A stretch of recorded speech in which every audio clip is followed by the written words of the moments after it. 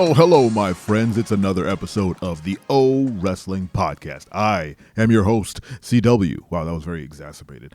And today I want to tackle something that came to my attention that, I don't know, it made me want to talk about it. And that's all my favorite wrestlers are old and retired. I got into wrestling in the mid 80s. No, the late 80s. I believe there was a TV show WWE had, or when it was WWF, they had a show on Fox Channel 5 in New York City every Saturday. I can't remember the name of it to save my life, and I'm not gonna look it up. But it was a 30-minute show, 30 or 1 hour minute show where they showed maybe one match from Raw or something, and they kind of did some recaps from the week in wrestling. It's basically what like main event would be or something, and I would watch wrestling while I played with my toys on the floor. It was I think it was on Sunday, not Saturday. I think it was on Sunday on Fox. Doesn't matter. Anyway, I got into wrestling in the late 80s, and I was introduced to a bunch of now what are now considered legends, Shawn Michaels and Junkyard Dog, Undertaker, you name it. I grew up on those guys, and I just read an article, jump forward many years. I just read an article that Shawn Michaels says he is retired. HBK, the Heartbreak Kid, is officially retired. He's done wrestling. He's not getting back in the ring. We all know that, wrestlers can't turn it off, so maybe he'll show up in the ring again as a special referee. He can slap on one of those ref shirts and do a slow 3 count. That's totally possible, but him actually competing in the ring, I doubt it will happen again. I mean, the man has had such a crazy, illustrious career. Why would he, right? Hopefully he stays retired. He is, he's one of the greats, but I don't want to see him Ric Flair himself into a very uncomfortable last match. But that's neither here nor there. He said he's not wrestling anymore, and I took stock of all the wrestlers I grew up with that I really enjoyed watching, and they're all retired. They all have stopped doing it. Now, granted, professional wrestling isn't something that's, it is a very long-term, lifelong career. Ric Flair is in his 70s, and he just had his last match this summer. That's not to say that you should wrestle that long, but your body takes a toll, right? You get beat up pretty bad, and it has long-lasting effects on these professional wrestlers. But I don't know, maybe I was just taking stock of how old I am, but I was like, okay, Undertaker, he's done. Shawn Michaels just said he's not wrestling anymore. Triple H has inherited the company. He's running things. He's not wrestling anymore. Plus he has, health issues, so he can't do it anymore. D'Lo Brown, he retired a while ago. Stone Cold, The Rock, John Cena. John Cena's about to get back in the ring for the December 30th edition of SmackDown. But for all intents and purposes, he is retired. He's not a full-timer. He's not a part-timer. He is an attraction now. He shows up. He does, the you can't see me thing, and he goes back home or whatever. He probably has something that he wants to promote. Who knows? But every wrestler that I grew up with, I'm talking about grown up as a child to, being a young adult to being an actual adult and liking professional wrestling. A lot of them have, either transitioned to other careers or are full-on retired. Rikishi, Godfather, Gangrel. Well, I think Gangrel's still wrestling, actually. Who else? Who else am I missing? I'm not even counting the truly old school wrestlers who paved the way and are, have passed, like Macho Man Randy Savage, who does our tag at the end. Thank you, Macho Man, R.I.P. Friggin' Jake the Snake, he's not dead, but he's, a legend, but he doesn't, why would you expect him to do it anymore anyway? But I think I've gotten off track. I've gone a little too far back to people who should be retired. But,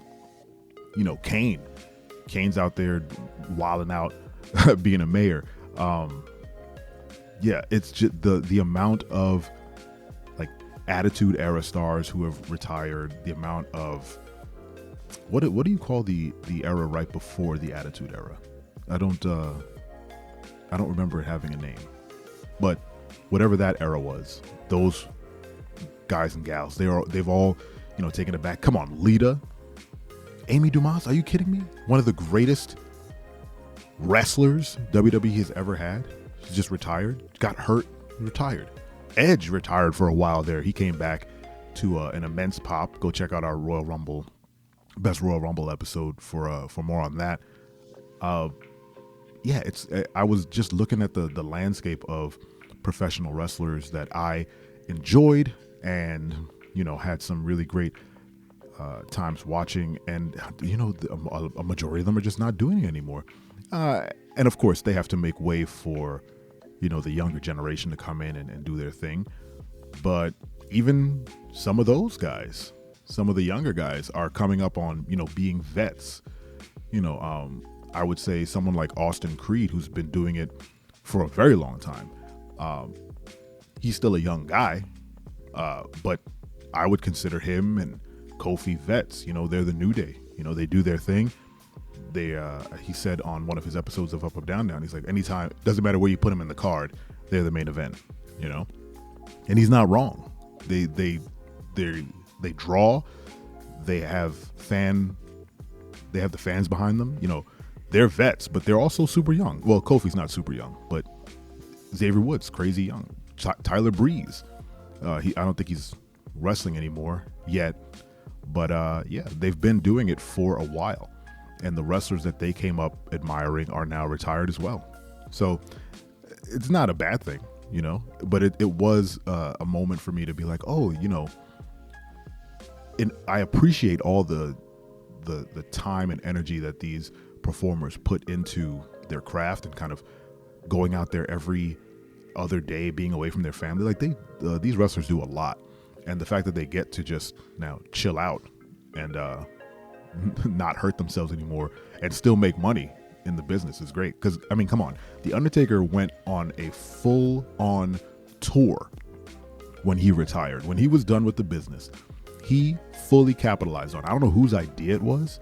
It was probably Vince's idea, honestly, but I don't know whose brilliant idea it was to put that man on a media tour. I watched every single interview he did. I watched his Hot Ones interview that he did virtually. The Undertaker eating hot wings and talking about wrestling is, how do you beat that?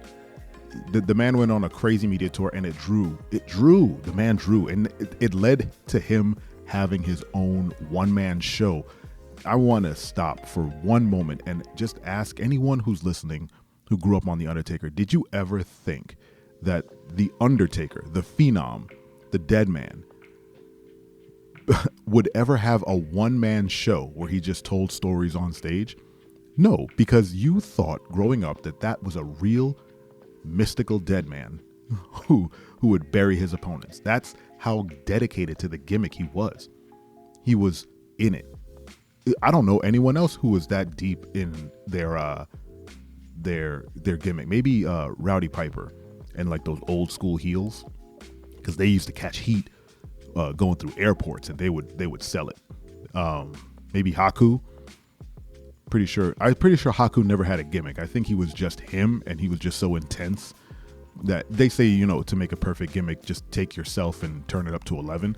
I think he was always at 11, and he didn't have to do anything. They just like, yeah, man, do your thing. But yeah, just seeing The Undertaker retire, which whoever thought that would happen, and then do one-man shows and interviews and hearing him talk like a regular dude and just realizing that, yeah, he's a person, just some guy.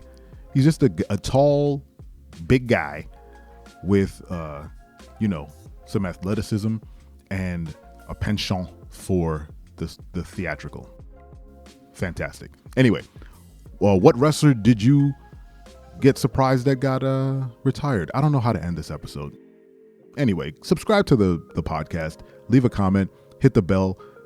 We're on Spotify. Thanks for listening. And don't forget, I am your what?